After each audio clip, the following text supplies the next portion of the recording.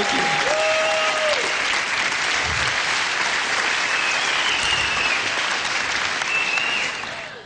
All right. Men's brains, women's brains. Women's brains think, give, give, give, give, give, give, give, give, give. They just love to give. They're happiest when they're giving. You get a bunch of women together and they're all giving to each other. Oh, I love your hair. I love your shoes. I love your outfit. Oh, they just love it. Now, men's brains are a little different. Men's brains think, take, take, take, take, take, take, take, take, take, take, take, take, take, take, take, take, take. And you get a bunch of men together and we insult each other. We do. You're fat. You're ugly. You smell. Thanks, man. You know, I mean, that's... So if women love to give and men love to take, which way do you suppose the give and take goes in most relationships? That way. Women think the answer is to give more. If they give more, it will inspire him to give back. Ain't gonna happen. All right? You've got to learn, girls, that if you're going to be truly happy, you're going to have to learn how to take in your relationship. And women are fundamentally very uncomfortable in taking in their relationships.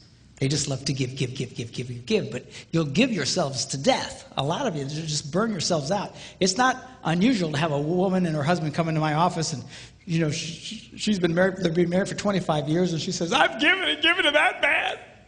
I have nothing left to give. You ever hear a woman say that?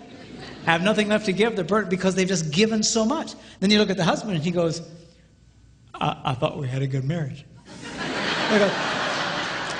Because it's been great for him. She's given, he's taken. This rocks. All right? So now, girls, I'm going to show you how you can take advantage and change that flow in your relationships. I'm going to show you how you can get a man to do what you want him to do.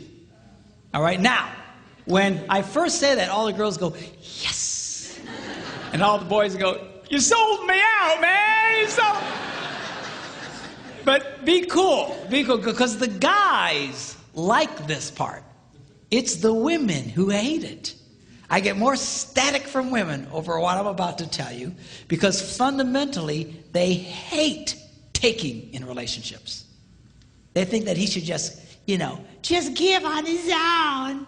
He should just give. They're hoping, when I say get a guy to give to them, they're hoping I'll say, bad guy, bad, bad, bad. You need to give more. And that's what a lot of these people do in some of these seminars. They beat up on guys. Well, you need to be more. No, the real key, I think we've established it doesn't work, okay? The real key is to change the woman's perspective and empower you because you, in fact, have the power to change this. But a lot of women have been so affected by over-romanticized concepts in marriage that they don't understand this. They really think that if he really loved me, this would all just happen automatically. If he really cared about me, la la la la la la la la la la. A lot of women really struggle with this concept because they tend to live in this false romantic fantasy land.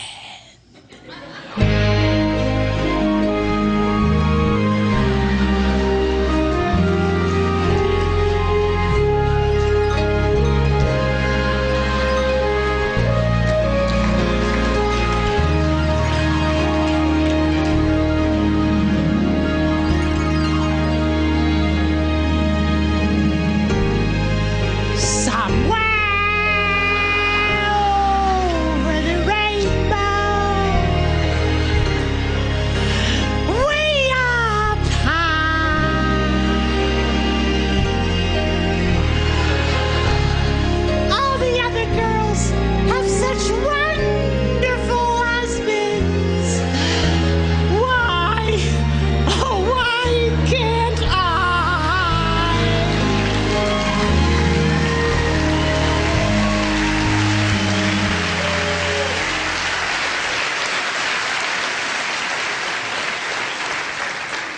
Girls, you can either sit around with your hearts broken all the time, or you can do something about it. And I'm going to show you what you can do. 4 simple steps, how you can change this dynamic of give and take in your relationships. Okay, y'all ready? Here we go. Number 1, how to get a man to do what you want him to do. Number 1, you need to ask him more than once.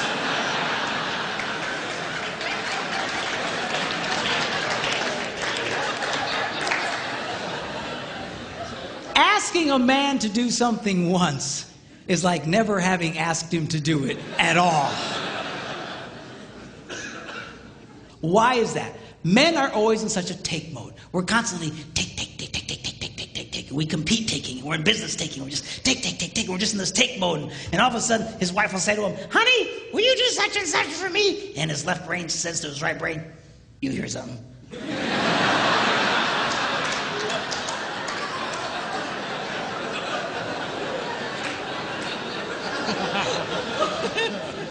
His right brain goes, nope.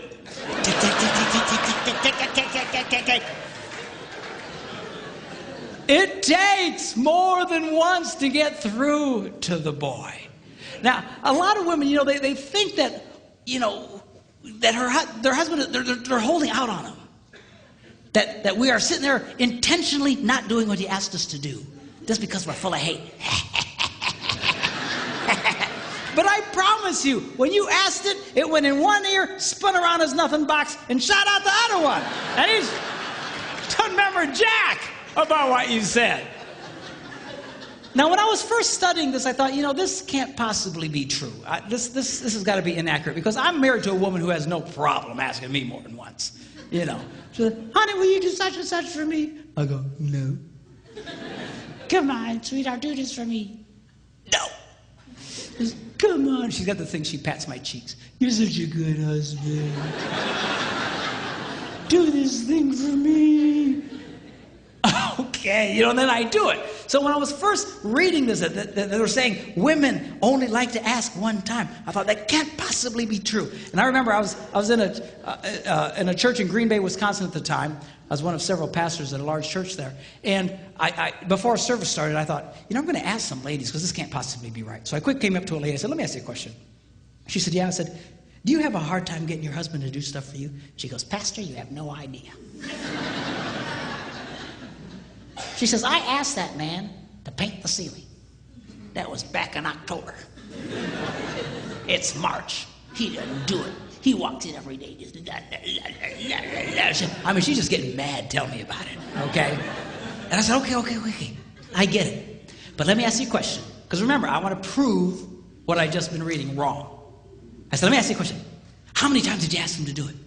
And she stared at me like a dog at a new dish.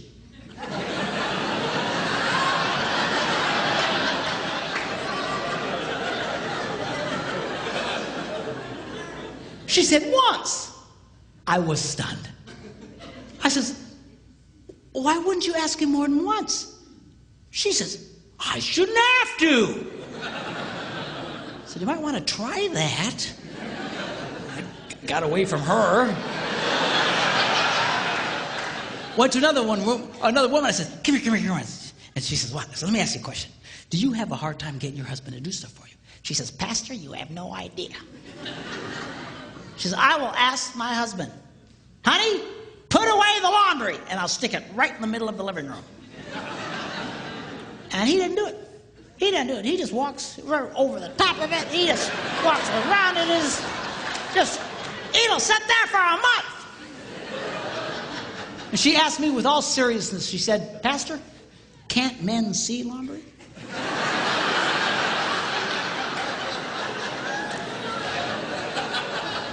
I said, yeah, we can see it. Just doesn't mean a whole lot to us.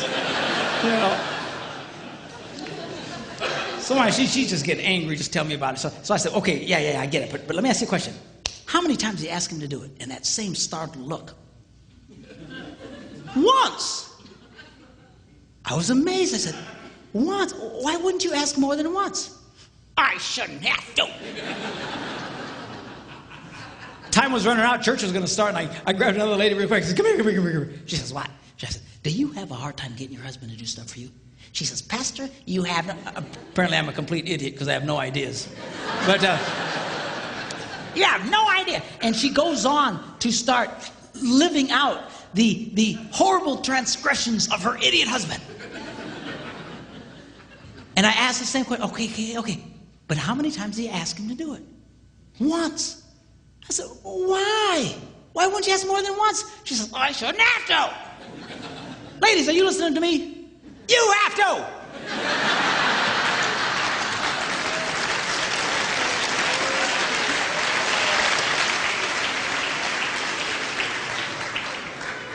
To just get mad and madder and madder and having a cow over nothing. He doesn't even remember what you said. You're thinking about it. But then I learned something. The reason women find this so offensive is because really, they don't want to ask the first time. It's true, you little sinners.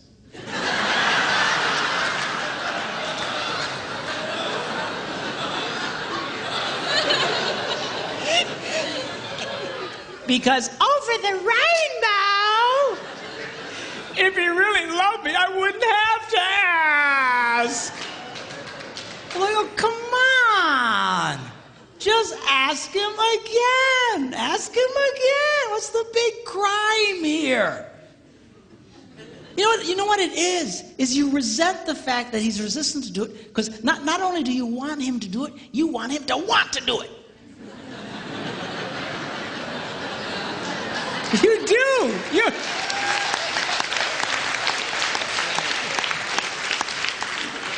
Well, I got news for you. We don't want to do it.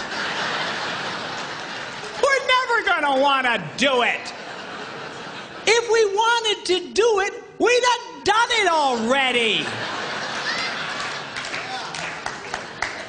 What do you care about the internal motivations of his heart? Stop! So he does it. I'll finally do something my wife wants me to do. I don't want to do it. I don't do it. And she just... because she's getting something out of me. What's with this? Always analyzing the internal motivations of the guy's heart. I mean, you get yourself all kinds of trouble. I was in Germany some months ago doing some seminars for the troops who were rotating out of Iraq with the army. This one lady tells me, she says, you know what? She says, my husband, if there are dirty dishes in the sink, he cleans them and puts them away.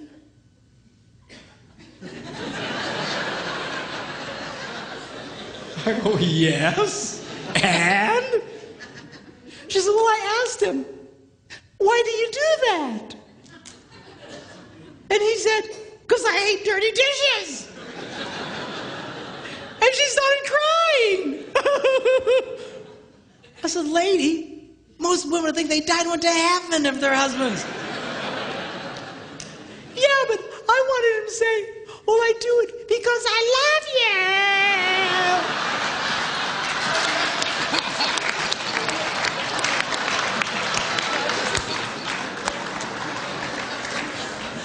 Who cares why he does it? Seriously, you've got to let up on this stuff. Leave him alone. Who cares what his motivations are, what his desires? I'll tell you what most men's desires are, is to do nothing.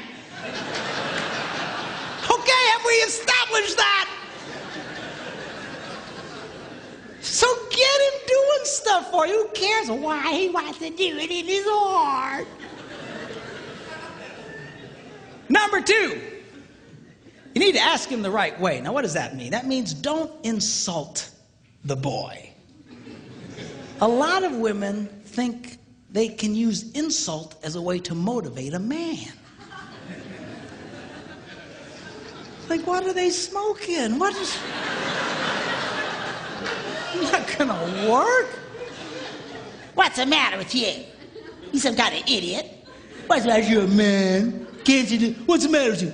Can't you pick up the laundry? No, I can't. Don't insult. Do you know why women do that? Because it would work on them. If you insulted a woman, if you embarrassed a woman, she would change. She would do something about it. But you embarrass a guy, you insult a guy, we don't care. We just become more resistant. He's not a woman. Okay? Don't insult the boy. Insult is not a motivator for a man. All right? Number 3, you need to train him with positive reinforcement.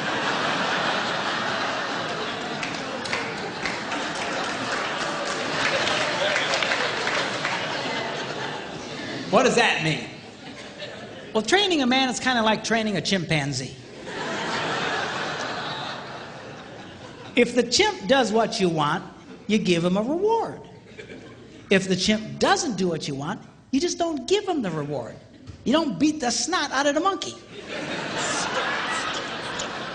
Because then you got a freaked out ape. Every time you come around, he'll just, he'll run away from you. So, well, how does a woman reward a man? Very simply, by appreciating the pathetic things he does. Because men love to be appreciated. And the problem here is that women only like to appreciate unexpected kindness. If it's unexpected, they light up. But if it's expected, it's like,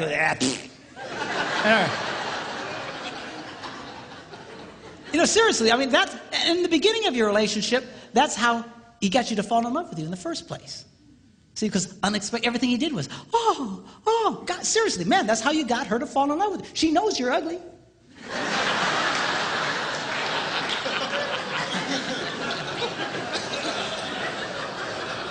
How do you think you got such a beautiful woman like that? Because you were nice to her and everything was, But after 32 years, it's hard to come up with unexpected, man, I'm telling you. But the more you appreciate the kindnesses that he does, the more he wants to do it. Men respond. Men, I'm telling you, they love to be appreciated. Now, give you an example. I was at home, and I had a dirty dish in my hand. I was up by myself, and I'd actually gotten trained to the point I could put it away in a dishwasher. And I went up to the dishwasher, and I opened it up, but it was full of clean dishes. And that's a moral dilemma to a man.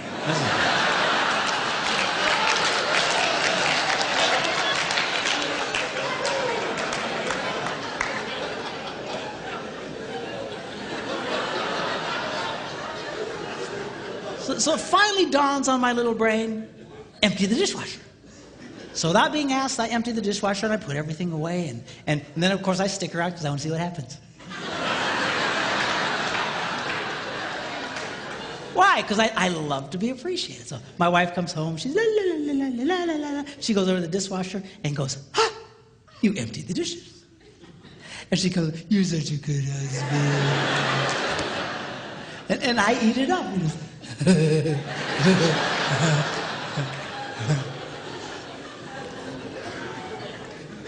Now, guys, get a clue here. I know it's hard, but she loves unexpected kindness. You need to learn to give her unexpected things, unexpected little things. That's how you can keep a woman crazy in love with you in that way. I told my guys I want to write a book, 365 unexpected things a man can do for a woman.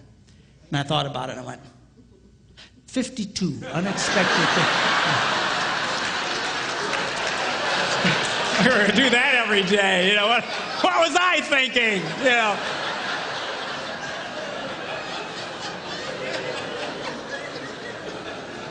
Because they light up. They light up. You know, some time ago when I was first doing this, I couldn't afford to take my wife with me. And so I was doing a lot of traveling by myself. And I was at a grocery store or gas station. I was paying for the gas, and I saw one of these rack of greeting cards. And this one caught my eye. It said, "My favorite place to be is wherever you are." I thought, oh, I should get that. How much is that?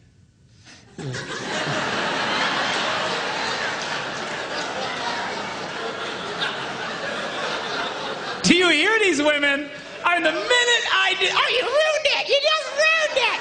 It is, what was the motive of your heart?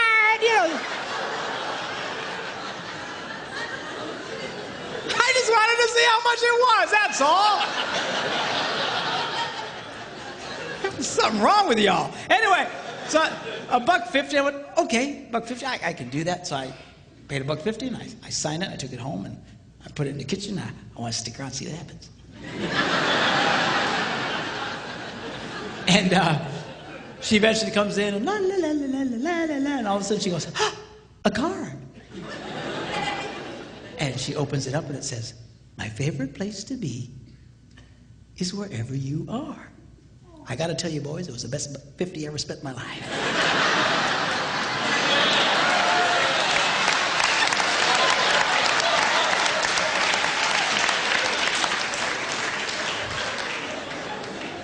But we'll talk more about that tomorrow. Okay, now. Number 4, barter with him. Now, how does that work? Very simply, you become aware of something he wants to do. You know you got something you want him to do for you. And you just say to him, honey, would you like to do this thing you would like to do?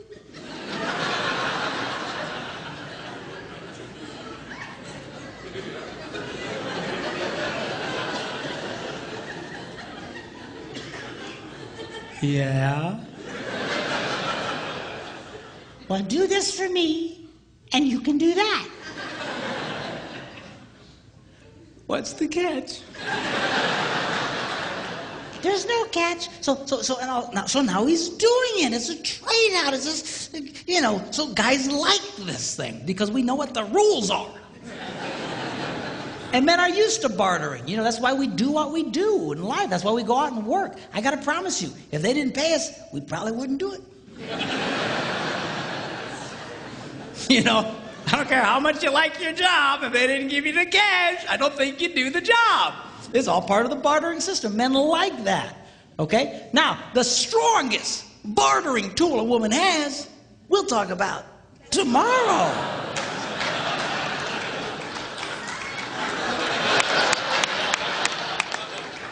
Oh, that's terrible. I had one lady say to me, doesn't that make me a prostitute?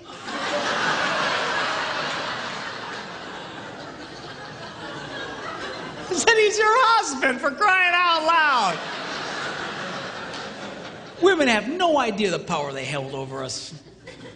Just, they have no idea. I'm telling you, you can get a guy to do almost anything.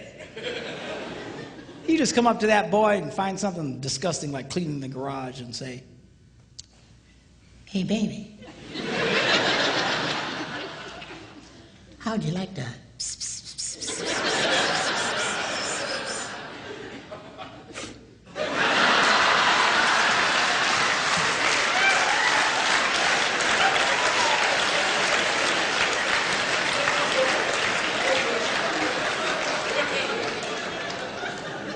Why, yes, I would.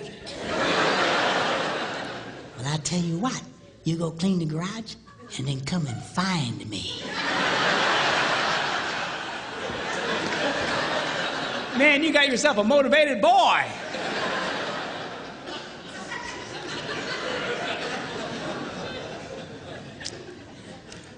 I was listening to Dr. John Gray talk along these lines. He's the guy who wrote that book, Men Are From Mars, Women Are From Venus.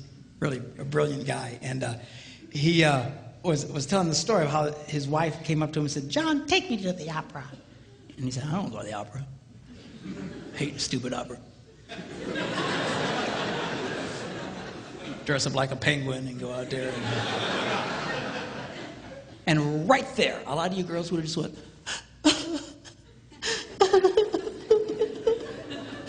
I think I'll eat worms and die. She didn't. She knew about this stuff. She just asked him again later. Hey, John. Yeah? Take me to the opera. No. John. Yeah? Take me to the opera. Okay. So now she's a happy girl. Now he's all dressed up like a penguin, taking her to the opera, and right there a lot of you girls would go, where's my stupid husband to take me to the opera? You got such an... seriously, a lot of you girls, you envy other women's husbands because they're always doing things. But you don't understand. Women who get their husbands doing this stuff know exactly what I'm talking about. They do this all the time. You sit out with your heart broken because you won't do these things. You think he should just cosmically do them on his own. I mean, somewhere over the rainbow. So he takes her to the opera, endures this mind-numbing experience. On the way home, she's holding his hand, just lit up. And he says, when we got home, I pulled into the garage. As soon as the garage door closed, she reached over and grabbed me and made love to me right in the car in the garage. I assume they weren't driving a subcompact.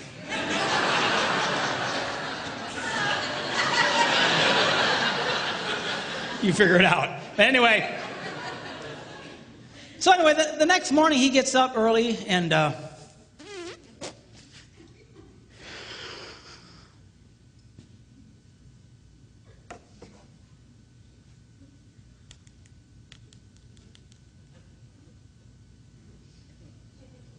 yeah, I was wondering, how much are season tickets to the opera?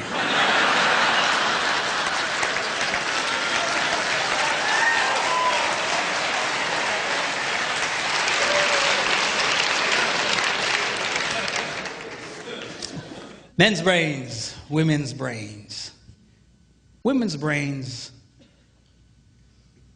they don't think very highly of themselves.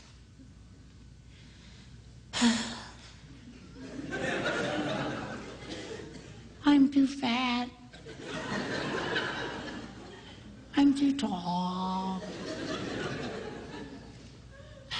I'm too oily.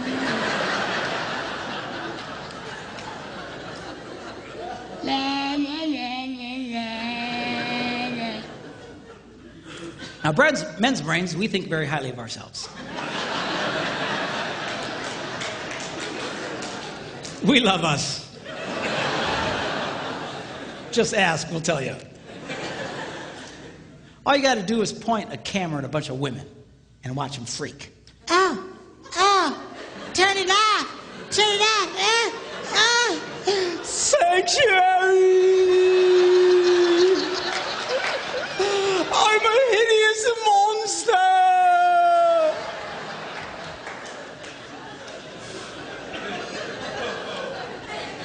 Point a camera at a bunch of guys, what do you get?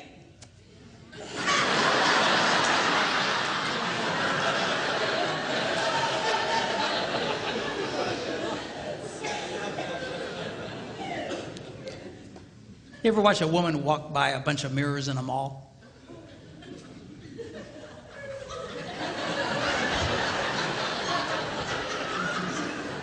You ever watch a guy?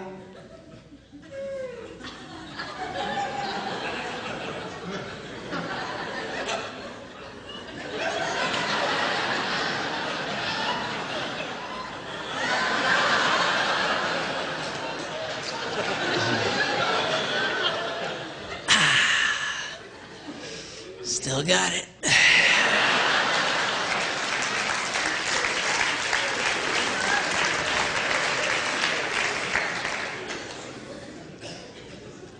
A lot of women, they can be such a drag because their husbands try to be nice to them and compliment them and be, nah, don't say that, nah, I'm ugly, nah.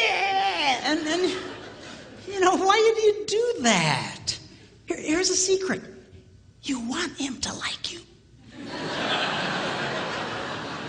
Why are you pushing him away? And it's, you know, that's such a drag.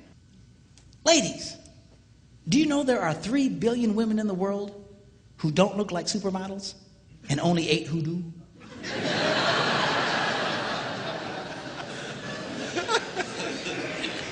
Are you seeing a pattern there? Do you know Marilyn Monroe wore a size 14?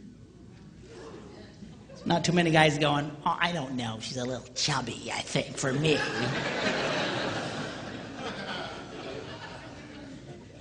Did you know if Barbie were a real woman, she'd have to walk on all fours?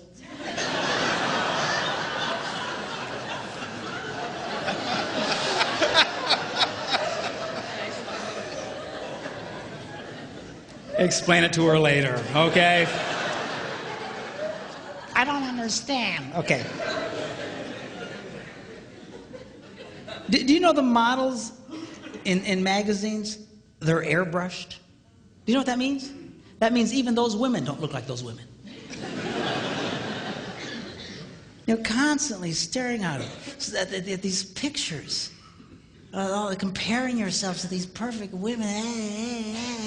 Man, I'd get depressed too. Man, my wife will buy one of those women's magazines. They're like this thick. It's like an encyclopedia. 98% of it are just ads. Pictures of other women. Beautiful, gorgeous, airbrushed women.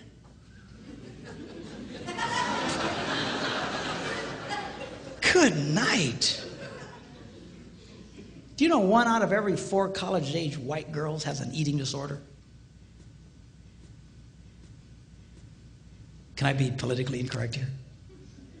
You know who really has a problem in this area? You white women. It's a documented fact. Women of color generally don't have this problem. You ever see Hispanic women? They walk around like they own the world.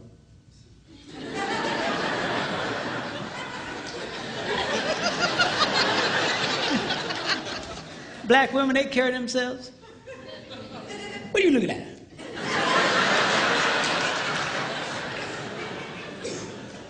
Typical white woman. I mean, come on. I was watching this movie with Steve Martin and Queen Latifah. You seen this movie? She's like the hot babe in this movie. She's a healthy girl, Jack.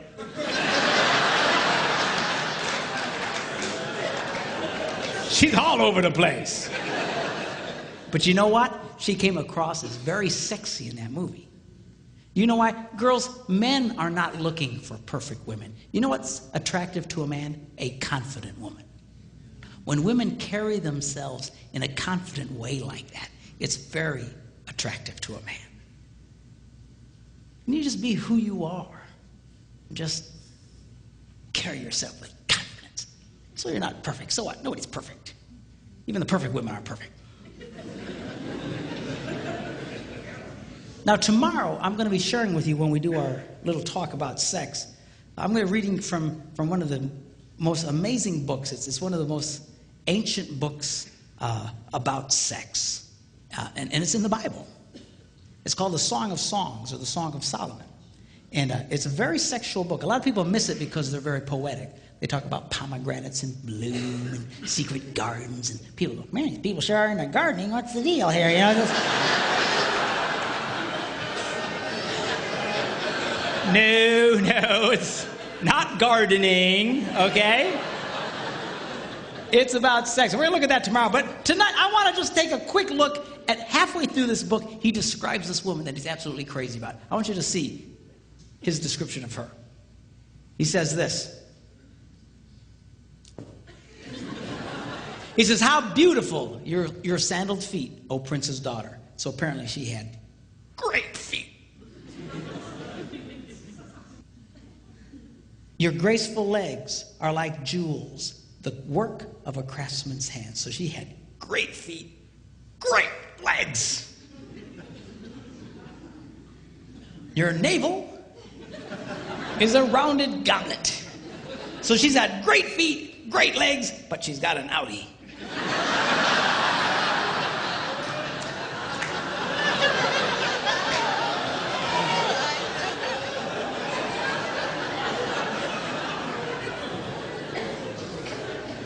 Your waist is a mound of wheat. So she's got great feet, great legs, outie, and a potbelly thing happening.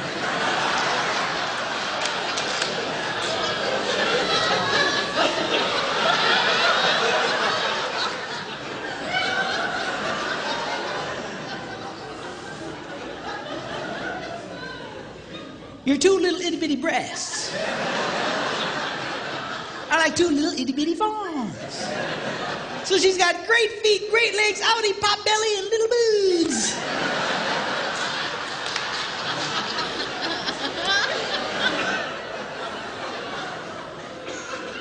Your neck is like an ivory tower.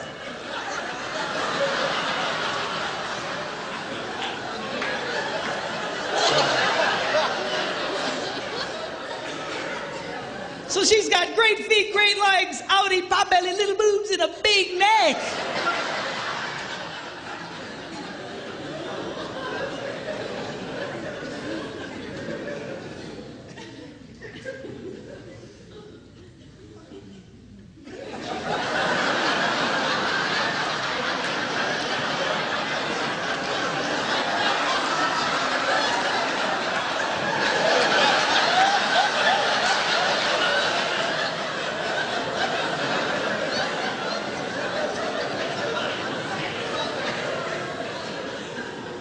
Your nose is like the Tower of Lebanon. In fact, I think they can see it from Lebanon.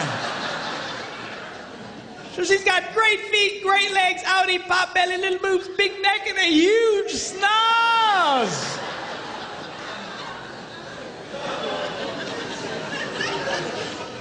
What does he say about her? He goes, oh, how beautiful you are, and how pleasing, O love, with your delights. He was crazy about this woman. Men's brains, women's brains. Give, give, give, take, take, take, give, give, take, take, take, give, give, give, take, take, take. By the way, on this area of give and take, a lot of women have really been, now I'm speaking particularly of Christian organizations and Christian women's clubs. You know, they have these Christian women's retreats and stuff. I call them estrogen fests. And and they're wonderful. They're great if you're a woman, I guess. But you know, a lot of you, I know what they're trying to say, but a lot of you have really gotten bad information, or at least faulty information. This is what's being said at a lot of these. What they're saying is unconditional love demands an unconditional relationship. Unconditional love demands an unconditional relationship. You should do anything for this man. You should just put out for this man. If he wants sex, no matter what, just give it to him. Just la la la la la la la la. It all sounds spiritual and it all sounds wonderful. The only problem is it is patently false. Unconditional love demands a conditional relationship. The Bible is nothing if it is not a one big gigantic list of conditions. Are you hearing me? Well, doesn't God just love everybody? Yeah. Whosoever, God so loved the world that he gave his only begotten son, that what? Whosoever believes. Conditional. You actually have to do something. Yes. You want God to get close to you? You know what the Bible says? What do you have to do? You have conditions. You have to, the whole thing is unconditional. I'm sorry. Yeah. An unconditional relationship will destroy your marriage. It will destroy any relationship. An unconditional relationship with a child will create a hellion. An unconditional relationship with a teenager, he'll destroy himself and take everybody he can with him. It is not healthy. It is not good. It is not holy. It sounds right, but it is not right. You girls need to get comfortable with this idea of taking in your relationships. Putting some conditions. Now, the stronger the relationship, the stronger the conditions can be. You need to be careful. All right? And I know I'm putting a lot of weight on the girls tonight. I'll beat up on the guys tomorrow. But, you know, the stronger the relationship, the stronger the condition. You got to be careful. It's kind of like, you know, if I play hide and seek with my grandsons, you know, you hide behind something, you know, that they can still see you. All right, come and find me. And they'll, you know, you know, you don't play hide and seek with a 2-year-old and run into the basement and hide under boxes. Because he won't get it. He just, you know, so you got to watch the conditions. In a healthy relationship, you can have higher and stronger conditions. But you're not going to get there if you just never require something out of the guy. Okay? And some guys, you know, they don't like any condition. But guys, this is healthy. It's not right for her to constantly be giving to you and never getting anything back. And girls, you can change that, but you got to get comfortable. This is healthy for your relationships to take back. Most guys don't mind you taking back. What we get frustrated with is you expecting us to be like you. And we're just going to do this cosmically like you. We're going to somehow interpret your internal feelings. And we don't do that well. Okay? But you've got to, this is a healthy thing for you. I had a lady at a conference just a few weeks ago. She's crying her eyes out. And I said, what's the matter? She says, my husband, he'll never talk to me. I says, never. He never. If he would just talk to me just for a little bit, I'd feel so much better. And she just cried. I said, how's your love life? Oh, it's okay. I said, let me see if I get this. A man who never talks to you, when he wants sex, you just give it to him. Yeah. I said, well, why do you do that? Well, because I'm supposed to. That's what we're told. I said, sweetheart, you've gotten bad information. Well, doesn't the Bible say we shouldn't deny each other? Of course. But denial doesn't mean, or acceptance doesn't mean you can't have conditions. Here's an example. If you're trying to get a mortgage for your home and the bank calls you up and says, hey, you have been accepted. We have approved your loan. You just need to come sign some papers. And they hang up. Have you been rejected or accepted? You've just been accepted, man. You're excited. Cool, cool, cool. But you have to go do what? Sign some papers. You don't go, stupid bank. They were going to give me that money, but I got to sign papers. I mean, come on. I said, the next time your husband wants to make love to you, you say, honey, I will knock your socks off. But we're going to talk for 5 minutes first.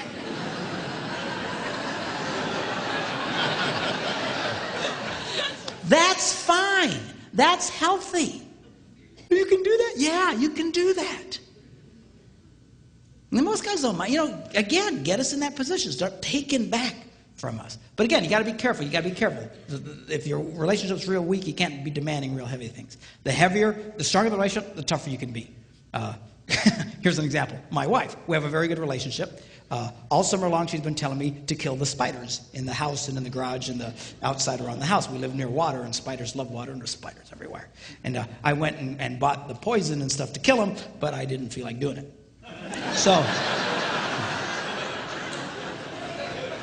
So she was on me for weeks about killing the spiders. Yeah, I'll do that. Yeah. So finally, she walks in one morning, and she just is happy as can be, and everything's good. And she says, oh, by the way, no more sex until you kill the spiders.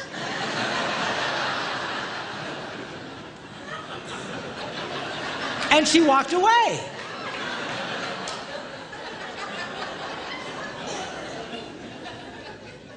Well, the first day, I didn't kill any stupid spiders.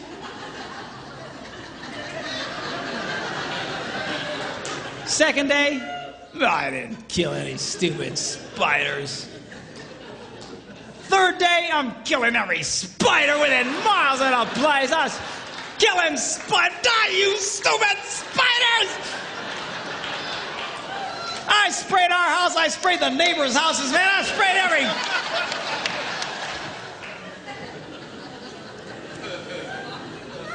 Did I want to do it? No.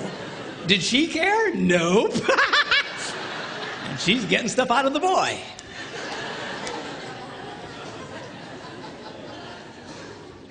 Men's brains, women's brains. In closing, I want to talk to you about how men's brains and women's brains are portrayed in movies. You have guy flicks and you have chick flicks. Now, a guy flick is only a guy flick as long as somebody is dying.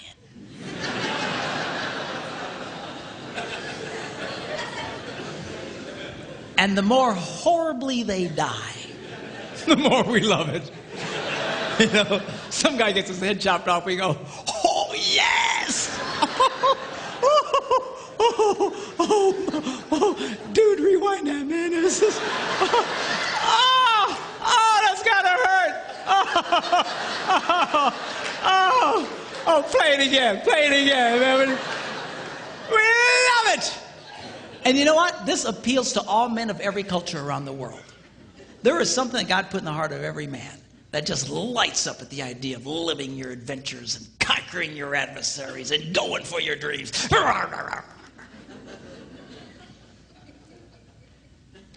You see it even in the smallest of boys. You girls that have little boys, you know what I'm talking about. They're always doing something dangerous. Stop that! Stop that! You're going to poke your eye out! That's the point, Mom. If you can't lose an eye, what's the point of playing?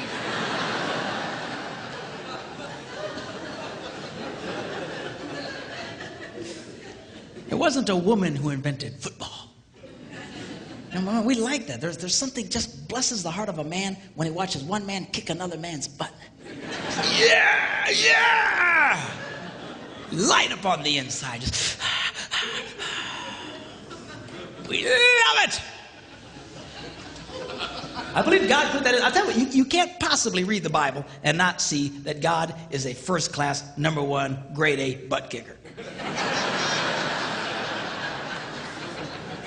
Not a chance. Even at the end of the Bible, it says someday Jesus is going to come back and he's going to be riding on a white horse and his robes are going to be dipped in the sweetest perfume that he got from Bath and Body Works. Is that what it says? No. Robes are going to be dipped in what? Blood. And all the men go, oh, shit. Dude, blood. That means somebody's going to get their butts kicked. We love it. Now, women's movies, chick flicks, are a little different. Chick flicks are about connecting the wires.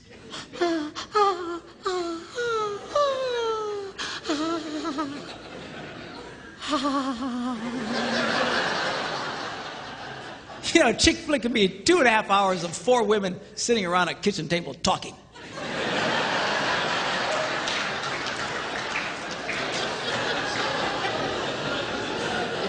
And she'll be watching it going,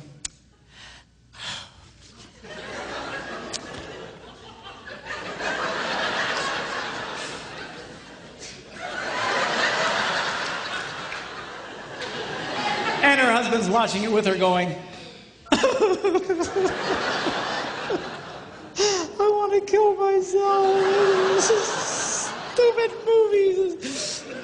But she just loves it. And these movies, they appeal to all women of every culture in the world. Why? There's something God put in the heart of every woman that says, connect the wires. Connect the wires. It's all about relationships. It's a relationship. One of the reasons why married men make more money than single men is that married men become more skilled in their relationships and become more successful in life. They become more valuable to their employers. Because when a man marries a woman, he's marrying a handbook on relationships. It's true. It's absolutely true. Single men remain as they came into the world, clueless.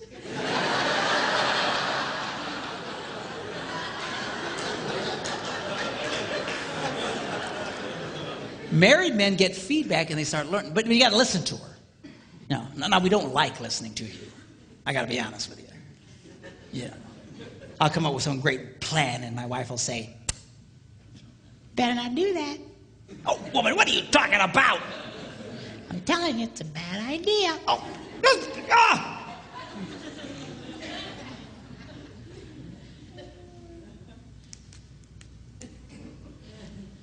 Yeah, you guys. Yeah, we better not do that. Yeah. I just feel it in my spirit.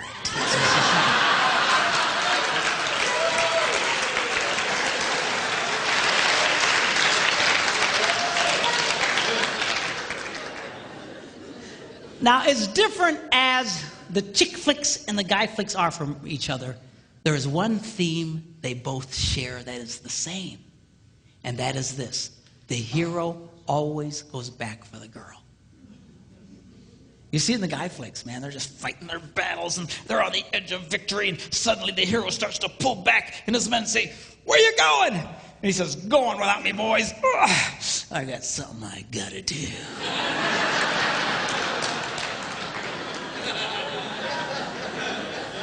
And at great risk to himself, he goes back for the girl. And he rescues the girl. And guys watch that on the screen and we go,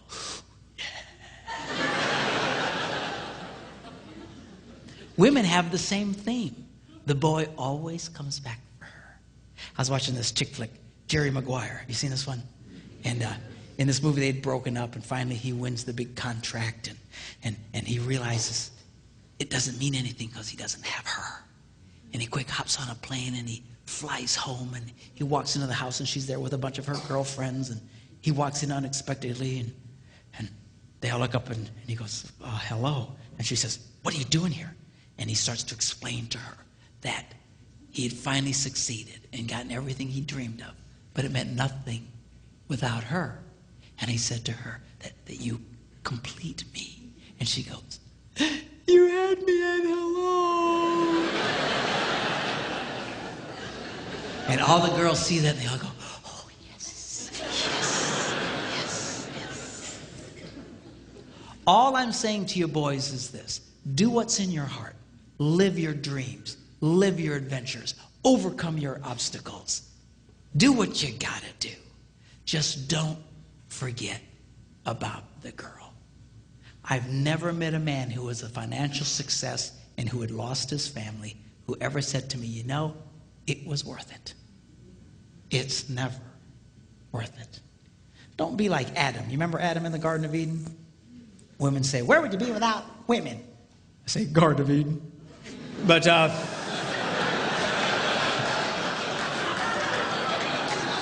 it's just a joke. I know it's not fair. Really, Adam's job was to guard the garden, to take care of the garden. He fell down on the job. When that serpent came around, he should have kicked that thing out on its butt. I don't know if serpents had butts. But they don't now. When God takes care of you, man, I'm telling you, lose your butt altogether.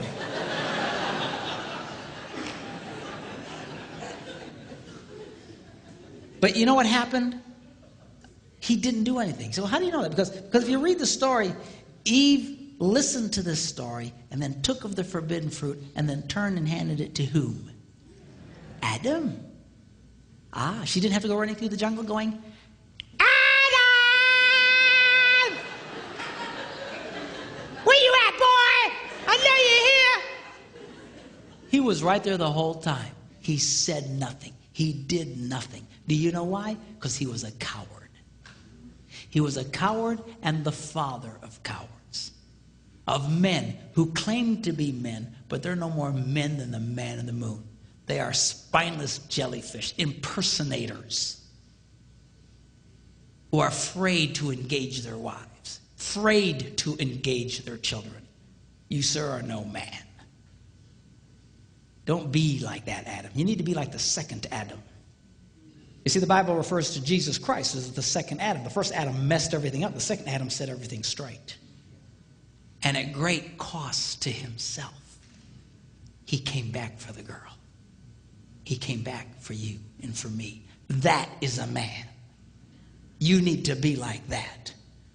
Live your adventures, yes. Go for your dreams, yes. Overcome your obstacles, yes, yes, yes. Just don't forget about the girl. Don't get so caught up in your puking little life you forget about her. You start working too late at some point, you just stand up and start heading for the door. All the guys will say, hey, where are you going? Just say, go on without me, boys. I got something I gotta do.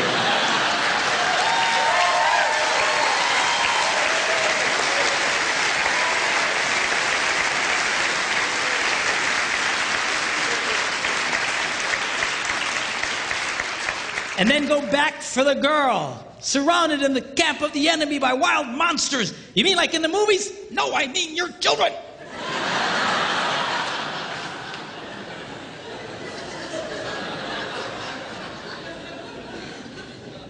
All I'm saying to you is do what's in your heart. It's in the heart of every man here, and it's in the heart of every woman here. Don't forget about her. Don't neglect her. Do what you need to do, but make sure that you go back for the girl. Are you glad you came tonight?